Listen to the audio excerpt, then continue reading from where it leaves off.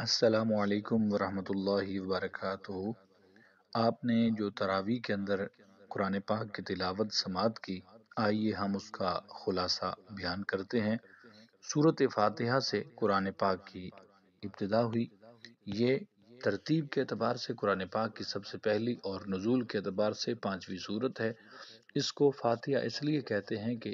اس سے قرآن مجید کا افتتاح ہوتا ہے۔ اس کی اہمیت کا اندازہ اس سے لگایا جا سکتا ہے کہ اس کی قرأت کو فرض نماز کی پہلی 2 رکعات میں اور باقی تمام نمازوں کی ہر رکعت میں واجب قرار دیا گیا ہے۔ یہ سورت 7 آیات پر مشتمل ہے اور ایک حدیث قدسی میں اسے صلات سے تعبیر کیا گیا ہے۔ اللہ تعالیٰ نے فرمایا، میں نے نماز کو اپنے اور اپنے بندے کے درمیان تقسیم کر دیا ہے۔ یعنی جب بندہ الحمدللہ رب العالمین پڑھتا ہے تو اللہ تعالیٰ کی طرف سے ندا آتی ہے کہ میرے بندے نے میری حمد بیان کی، اور جب بندہ الرحمن الرحیم پڑھتا ہے تو اللہ تعالیٰ کی طرف سے ندا آتی ہے کہ میرے بندے نے میری ثنا کی، اور جب بندہ مالک یوم الدین پڑھتا ہے تو اللہ تعالیٰ کی طرف سے ندا آتی ہے کہ میرے بندے نے میری عظمت و جلالت بیان کی، یا بندے نے اپنے آپ کو میرے سپرد کر دیا۔ اور جب بندہ ایاک نعبد و ایاک نستعین پڑھتا ہے تو اللہ تعالیٰ کی طرف سے ندا آتی ہے کہ یہ میرے اور میرے بندے کے درمیان مشترک ہے، یعنی عبادت صرف میری کی جائے گی اور ہر مشکل میں مدد طلب کرنے والے کی مدد کی جائے گی۔ اور جب بندہ اہدنا الصراط المستقیم سے وللضالین تک پڑھتا ہے تو چونکہ یہ کلمات دعا ہیں اور بندہ اللہ تعالیٰ کی طرف سے صراط مستقیم پر قائم و دائم رہنے کی دعا مانگتا ہے تو اللہ تعالیٰ کی طرف سے ندا آتی ہے کہ یہ میرے بندے کے لیے ہے، اور میرے بندے نے جو سوال کیا ہے وہ اسے عطا ہوگا۔ صحیح مسلم حدیث نمبر صفحہ نمبر 677۔ ایصال ثواب کے موقع پر دعا کے لیے اسے پڑھا جاتا ہے، اس لیے اسے فاتحہ کا نام دیا گیا ہے۔ فاتحہ کو سورۃ الدعا، سورۃ المسلہ، سورۃ الشفاء، سورۃ الکنز، سورۃ الوافیہ، سورۃ الکافیہ، سورۃ الرقیہ اور سورۃ الحمد کے نام سے بھی موسوم کیا گیا ہے۔ اس میں اللہ تعالیٰ کی حمد و ثنا اور اس کی عظمت کا بیان ہے۔ اس امر کا بیان ہے کہ اللہ تعالیٰ ہی عبادت کے لائق ہے اور صرف اسی کی ذات پاک کی عبادت کی جائے اور اس سے مدد طلب کی جائے، اور اس میں اللہ تعالیٰ کی بارگاہ سے دعا التجا کے آداب بیان کیے گئے ہیں۔ اس میں اللہ تعالیٰ سے ہدایت کی دعا کی گئی ہے، اور ہدایت ہی وہی جامع لفظ ہے جو تمام انبیاء کرام کی بعثت کا مقصد ہے، ان کی تعلیمات اور تمام کتب سماویہ کا خلاصہ اور لب لباب ہے، اس لیے قرآن مجید کا بھی خلاصہ اسے قرار دیا گیا ہے۔ سورۃ البقرہ قرآن مجید میں ترتیب کے مصحف کے اعتبار سے دوسرے نمبر پر ہے، جبکہ ترتیب نزولی کے اعتبار سے 27ویں نمبر پر ہے۔ سورۃ البقرہ قرآن مجید کی سب سے طویل اور مدینہ منورہ میں سب سے پہلے نازل ہونے والی سورت ہے۔ اس سورت میں مسلمانوں کے انفرادی اور اجتماعی نظام حیات، عبادات، سیاسیات، معاشیات، اقتصادیات اور عمرانیات کے اصول و احکام بیان فرمائے گئے ہیں۔ اس سورت میں ایک آیت ہے جس میں اللہ تعالیٰ کی ذات، اس کی وحدت اور اس کے اہم صفات کا بیان ہے، اور یہ آیت الکرسی ہے۔ سورۃ البقرہ کا نام بقرہ اس لیے رکھا گیا ہے کہ اس سورت میں بقر یعنی گائے کا ذکر ہے۔ قرآن مجید کی تمام سورتوں کے نام توقیفی ہیں اور ادنیٰ مناسبت سے رکھے گئے ہیں۔ حدیث میں ہے، امام نسائی روایت کرتے ہیں، حضرت ابو ہریرہ رضی اللہ تعالیٰ عنہ بیان کرتے ہیں، رسول اللہ صلی اللہ علیہ وآلہ وسلم نے فرمایا، اپنے گھروں کو قبرستان نہ بناؤ، شیطان اس گھر سے بھاگ جاتا ہے جس گھر میں سورۃ بقرہ پڑھی جاتی ہے۔ حضرت حذیفہ رضی اللہ تعالیٰ عنہ بیان کرتے ہیں، رسول اللہ صلی اللہ علیہ وآلہ وسلم نے فرمایا، ہماری دوسرے لوگوں پر 3 وجہ سے فضیلت ہے۔ تمام روح زمین پر ہمارے لیے مسجد بنا دی گئی ہے، اور اس کی مٹی ہمارے لیے ذریعہ طہارت بنا دی گئی ہے، ہماری صفیں فرشتوں کی صفوں کی طرح ہیں، اور ہم کو یہ آیت دی گئی ہے۔ سورۃ بقرہ کی آخری آیات عرش کے نیچے سے نازل ہوئی ہیں، جو مجھ سے پہلے کسی کو دی گئی ہیں اور نہ ہی میرے بعد کسی کو دی جائیں گی۔ سورۃ البقرہ کی دوسری آیت میں یہ بتایا گیا ہے کہ قرآن کریم کی حقانیت کے دلائل پر کوئی ٹھنڈے دل سے غور کرے تو اس پر عیاں ہوگا کہ اس کتاب میں شک و شبہ کی کوئی گنجائش نہیں ہے۔ کفار و مشرکین مکہ قرآن کریم کے کلام اللہ ہونے کا انکار کرتے تھے اور یہ کہتے تھے کہ یہ نبی کریم صلی اللہ علیہ وسلم کا اپنا بنایا ہوا کلام ہے۔ چنانچہ سورۃ بقرہ کی آیت نمبر 23 اور 24 میں ایسے تمام معاندین اور منکرین کو چیلنج کیا گیا کہ اگر تمہیں قرآن کریم کے کلام اللہ ہونے میں شک ہے، تمہیں اپنی فصاحت و بلاغت پر بڑا ہی ناز ہے، تو تم سب مل کر اس جیسا کلام لے کر آؤ۔ اور تاریخ میں ایسا کوئی حوالہ نہیں ہے کہ قرآن کے اس چیلنج کو قبول کیا گیا ہو۔ چنانچہ قرآن کریم نے فیصلہ کن انداز میں اعلان کیا کہ تم یہ کام ہرگز نہیں کر سکو گے اور وہ نہ کر سکے۔ آیت نمبر 3 سے 5 میں مومنین کی صفات، ایمان بالغیب، اقامت صلاۃ، انفاق فی سبیل اللہ، کتب الہیہ پر ایمان اور آخرت پر ایمان کا ذکر ہے۔ آیت نمبر 5 اور 6 میں ان لوگوں کا ذکر ہے جن کا کفر ظاہر اور عیاں ہے اور اپنے کفر کو چھپاتے نہیں، اور اپنی سرکشی میں اس حد تک آگے جا چکے ہیں کہ اب ان کا ہدایت پانا عملاً ممکن نہیں ہے، اور ان کی سرکشی اس حد تک پہنچ چکی ہے کہ ان کے دل و دماغ قبول حق کی صلاحیت سے محروم ہو چکے ہیں، اور ان پر ابدی شقاوت اور سختی بدبختی ان کی مقدر بن چکی ہے۔ آیت نمبر 8 سے 20 تک منافقین کا ذکر ہے۔ یہ انسانیت کا وہ طبقہ ہے جن کے ظاہر و باطن میں تضاد ہے۔ دنیوی مفاد کے لیے ان ایمان کا دعویٰ کرتے ہیں لیکن دل سے ایمان نہیں لاتے۔ اللہ تعالیٰ نے ان کی اس کیفیت کو ایک سے زائد مثالوں کے ذریعے بیان فرمایا ہے، اور یہ بھی کہ اپنی دانست میں یہ اللہ تعالیٰ کی ذات اور مومنوں کو فریب اور دھوکہ دے رہے ہیں، لیکن دراصل یہ ان کی خود فریبی ہے اور اس کا وبال انہی پر آئے گا۔ آیت نمبر 21 سے 22 میں توحید کی دعوت اور شرک سے باز رہنے کا حکم دیا گیا ہے۔ اللہ تعالیٰ کی مختلف نعمتوں کا ذکر کر کے بتایا گیا کہ نعمتیں عطا کرنے والی ذات اللہ تعالیٰ کی ہے،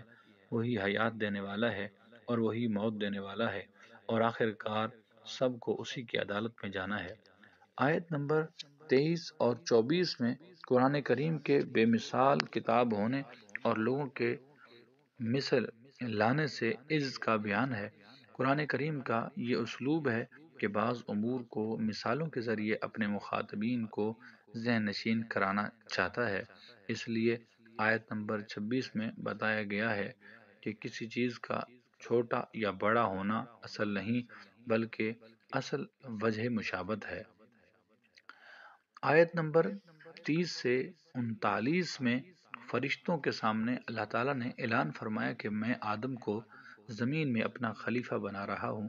فرشتوں نے اپنی فہم کے مطابق اللہ تعالیٰ کی بارگاہ میں یہ عرض کیا کہ بنی آدم زمین میں فساد کریں گے، خون ریزی کریں گے، اور اے اللہ ہم ہمہ وقت تیری تسبیح و تقدیس میں مشغول رہتے ہیں۔ اللہ تعالیٰ نے فرمایا میں جن اسرار و حکمتوں کو جانتا ہوں تم نہیں جانتے۔ پھر نعمت علم کے ذریعے آدم علیہ السلام کی فضیلت اور برتری کو فرشتوں پر ثابت کیا۔ پھر فرشتوں کو حکم ہوا کہ آدم کو سجدہ کرو، اور ابلیس لعین کے سوا تمام ملائکہ نے حکم ربانی کی بلا چون و چراں تعمیل کی۔ یہ سجدہ عبادت کا نہیں تھا بلکہ سجدہ تعظیمی تھا، جیسا کہ یوسف علیہ السلام کے واقعے میں بھی ذکر ہے۔ ان انبیاء کرام کی شریعت میں سجدہ تعظیمی جائز تھا، ہمارے نبی کریم صلی اللہ علیہ وآلہ وسلم کی شریعت میں جائز نہیں ہے بلکہ حرام ہے۔ بعض مفسرین نے یہ توجیہ کی ہے کہ سجدہ تو در حقیقت اللہ تعالیٰ کی ذات ہی کے لیے تھا، بس بیت اللہ کی طرح آدم علیہ السلام کو سجدہ گاہ بنا دیا گیا، جہت سجدہ بنا دیا گیا تھا، اور یہ ان کی تعظیم کی علامت تھی۔ جیسے بیت اللہ جہت سجدہ ہونے کی وجہ سے عظیم ہے۔ پھر آدم علیہ السلام اور حوا علیہ السلام کے جنت میں داخل کرنے اور وہاں ان کے لیے اللہ تعالیٰ کی تمام نعمتوں سے استفادے کی اجازت کے ساتھ ساتھ ایک درخت کے قریب نہ جانے کی پابندی کا ذکر ہے۔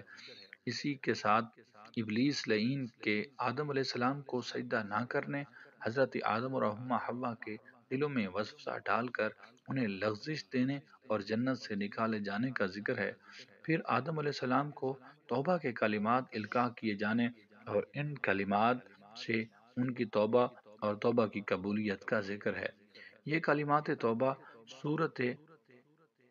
اعراف آیت نمبر 23 میں مذکور ہیں، جن کا ترجمہ یہ ہے: اے ہمارے رب، اے ہمارے پروردگار، ہم نے اپنی جانوں پر زیادتی کی، بس اگر تو ہمیں نہ بخشے اور ہم پر رحم نہ فرمائے تو ہم نقصان اٹھانے والوں میں سے ہو جائیں گے۔ اس کے بعد متعدد آیات میں بنی اسرائیل اور ان کی طرح طرح کی عہد شکنیوں، ان پر مختلف انعامات اور ان کی سرکشی کے مختلف انداز بیان کیے ہیں۔ پہلے تو اللہ تعالیٰ نے ان پر نازل کی گئی اپنی کئی نعمتوں کا ذکر فرمایا،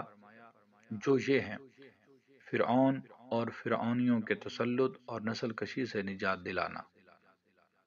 ان کے لیے سمندر کو پاٹ کر وادی سینا میں پہنچانا، وادی سینا میں ان پر طویل عرصے تک بادلوں کا سایہ فگن ہونا، من و سلوا کی صورت میں تیار خوان نعمت کا نازل کرنا،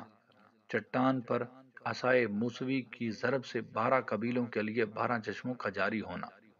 گائے ذبح کر کے اس کے مقتول پر لمس یعنی ٹچ سے قاتل کا پتہ چلنا، ان کو اپنے عہد کے لوگوں پر فضیلت دینا، بنی اسرائیل میں بکثرت انبیاء کرام علیہ السلام کی بعثت وغیرہ۔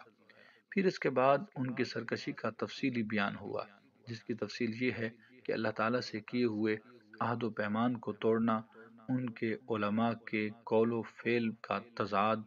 دنیاوی مال کی لالچ میں پڑ جانا، بااثر لوگوں کے لیے احکام الہی میں رد و بدل کرنا، احکام الہی کو جان بوجھ کر چھپانا، موسیٰ علیہ السلام کوہ طور پر گئے تو ان کی عدم موجودگی میں بچھڑے کی پوجا کرنا، من و سلوا کی گراں قدر اور تیار سماوی نعمت کو ٹھکرا کر گندم، سبزی، ککڑی، مسور کی دال اور پیاز یعنی زمینی پیداوار کی فرمائش کرنا، گویا اعلیٰ کو رد کر کے ادنا کو طلب کرنا، انبیاء کو ناحق قتل کرنا اور سبت یعنی ہفتے کے دن کی حرمت کو پامال کرنا، گائے ذبح کر کے سیدھے سادے حکم کو ماننے کی بجائے اس کے بارے میں کئی سوالات اٹھانا، کلام الہی میں لفظی و معنوی تحریف رد و بدل کرنا، تورات اور انجیل میں سیدنا محمد رسول اللہ صلی اللہ علیہ وآلہ وسلم کے بارے میں بیان کی گئی بشارتوں کو چھپانا، شوہر بیوی میں تفریق کے لیے جادو سیکھنا اور اس کا استعمال، اشارات و کنایات، لفظی رد و بدل کے ذریعے رسول اللہ صلی اللہ علیہ وسلم کی شان میں اہانت کرنا وغیرہ۔ چنانچہ آیت نمبر 104 میں واضح ارشاد ہوا: اے اہل ایمان، جب تمہیں نبی کریم صلی اللہ علیہ وسلم کی کوئی بات سمجھ میں نہ آئے تو دوبارہ بیان کے لیے رائنا یعنی ہماری رعایت کیجیے نہ کہو، کیونکہ اسے یہودی اور منافقین اہانت کے معنی میں بھی استعمال کرتے ہیں، لہذا یوں کہو: یا رسول اللہ، ہم پر توجہ فرمائیے۔ اس سے بھی زیادہ ادب کا تقاضا یہ ہے کہ پہلے ہی نبی کریم صلی اللہ علیہ وسلم کی بات کو خوب توجہ سے سنو، یعنی مومنوں کو رسول اللہ صلی اللہ علیہ وسلم کی شان میں ایسا ذو معنی کلمہ استعمال کرنے کی اجازت نہیں ہے جس کو کوئی بد فطرت شخص اشارتاً، کنایتاً یا صراحتاً اہانت کے معنی میں استعمال کر سکتا ہو۔ آیت نمبر 54 میں بتایا گیا ہے کہ بچھڑے کی پرستش کے جرم کی توبہ اس طرح قبول ہوئی کہ ان پر اندھیرا مسلط کر دیا گیا اور ہزاروں کی تعداد میں انہوں نے اپنے ہاتھوں سے ایک دوسرے کو قتل کر دیا۔ آیت نمبر 65 میں بتایا گیا کہ ان میں سے اصحاب سبت کی صورتوں کو مسخ کر کے انہیں ذلیل و حقیر بندر کی شکل دے دی گئی اور پھر موت سے ہمکنار ہو گئے۔ بنی اسرائیل جبرائیل امین سے اس لیے عداوت رکھتے تھے کہ ان کے ذریعے بنی اسرائیل پر اللہ تعالیٰ کا عذاب نازل ہوا، تو اللہ تعالیٰ نے فرمایا جبرائیل و میکائیل اللہ تعالیٰ ہی کے احکام کو نازل کرتے ہیں، پس جو ان کا دشمن ہے وہ اللہ کا دشمن ہے۔ بنی اسرائیل کی اس خوش فہمی کو بھی رد کر دیا گیا کہ وہ کسی استحقاق کے بغیر اللہ تعالیٰ کے محبوب ہیں، اور آخرت و جنت پر یہود و نصارہ کا اجارہ ہے، اور اہل ایمان کو یہ بتایا گیا کہ جب تک تم یہود و نصارہ کی خواہشات کی پیروی نہ کر لو وہ تم سے راضی نہیں ہو سکتے۔ سورۃ بقرہ کی آیت نمبر 123 میں اور اس کے بعد کی آیات میں حضرت ابراہیم علیہ السلام کے منصب امامت پر فائز کیے جانے کا تذکرہ ہے۔ حضرت ابراہیم و اسماعیل علیہ السلام کے بیت اللہ کو تعمیر کرنے کا ذکر ہے، اور اس امر کا بیان ہے کہ تعمیر بیت اللہ کے بعد انہوں نے اللہ تعالیٰ کی بارگاہ میں یہ دعا کی، اے ہمارے رب، ان اہل مکہ میں انہی میں سے ایک عظیم الشان رسول کو مبعوث فرما جو ان لوگوں پر تیری آیات کی تلاوت کرے اور ان کو کتاب و حکمت کی تعلیم دے اور ان کے نفوس کی اصلاح کرے۔ اس لیے رسول اللہ صلی اللہ علیہ وسلم فرمایا کرتے تھے کہ میں حضرت عیسیٰ علیہ السلام کی بشارت ہوں اور حضرت ابراہیم علیہ السلام کی دعا کا نتیجہ ہوں۔ اس کے بعد اس صورت میں اولاد ابراہیم حضرت اسماعیل، حضرت اسحاق، حضرت یعقوب اور ان کے اولاد حضرت موسیٰ و عیسیٰ اور اجمالی طور پر دیگر انبیاء کرام علیہ السلام کا ذکر ہے، اور یہ بھی ہے کہ اہل ایمان سب انبیاء پر ایمان لاتے ہیں اور ایمان کے لانے میں رسولوں کے درمیان کوئی فرق نہیں کرتے، اور یہ بھی ہے کہ حضرت ابراہیم، حضرت اسماعیل، حضرت اسحاق، حضرت یعقوب اور ان کی اولاد یہودی اور نصرانی نہیں تھے، بلکہ سب کے سب ایک ہی دین اسلام کے علمبردار اور داعی تھے۔ ان آیات میں یہ بھی بتایا گیا کہ مشرکین مکہ اور اہل کتاب رسول اللہ صلی اللہ علیہ وسلم کی حقانیت کے روشن دلائل آنے کے باوجود اس لیے ان پر ایمان نہیں لاتے تھے کہ اللہ تعالیٰ نے رسالت کی نعمت عظمیٰ کے لیے ان کی بجائے سیدنا محمد رسول اللہ صلی اللہ علیہ وسلم کو کیوں منتخب فرمایا ہے، یعنی ان کی طرف سے آپ صلی اللہ علیہ وسلم کی رسالت کا انکار کرنا کسی مقبول عذر، لا علمی، مضبوط شبہ یا حجت صحیحہ کی بنا پر نہیں تھا، بلکہ محض ضد، عناد اور ہٹ درمی کی بنیاد پر تھا، اور اس کا باطنی محرک ان کے دلوں میں حسد کا جذبہ تھا کہ اس نعمت کے لیے انہیں کیوں نہ چنا گیا، اور حضور پاک صلی اللہ علیہ وسلم کو نبوت کیوں عطا کی گئی۔ چنانچہ ان میں سے اگر کوئی تورات میں بیان کی گئی نبی کریم صلی اللہ علیہ وسلم کی علامات کو بیان کرتا تو یہود اسے کہتے، کیا تم ان مسلمانوں کو وہ حق کی باتیں بتا دیتے ہو جو اللہ تعالیٰ نے تم پر عطا کی ہیں؟ سورۃ بقرہ کی آیت نمبر 76۔ ان آیات میں یہ حقیقت بھی بیان کر دی گئی ہے کہ وہ اس بعثت مصطفیٰ صلی اللہ علیہ وسلم سے پہلے اس نبی پاک صلی اللہ علیہ وسلم کے وسیلے سے کفار کے خلاف فتح کی دعا کرتے تھے، اور جب ان کے پاس وہ آ گئے جن کو وہ پہچان چکے تھے تو انہوں نے ان کے ساتھ کفر کیا۔ سورۃ بقرہ آیت نمبر 89۔ اللہ تعالیٰ نے فرمایا، اللہ تعالیٰ جسے چاہے اپنی رحمت کے ساتھ خاص کر دیتا ہے۔ ان آیات میں مشرکین مکہ اور اہل کتاب کے بے مقصد مطالبات کا بھی ذکر ہے۔ اللہ تعالیٰ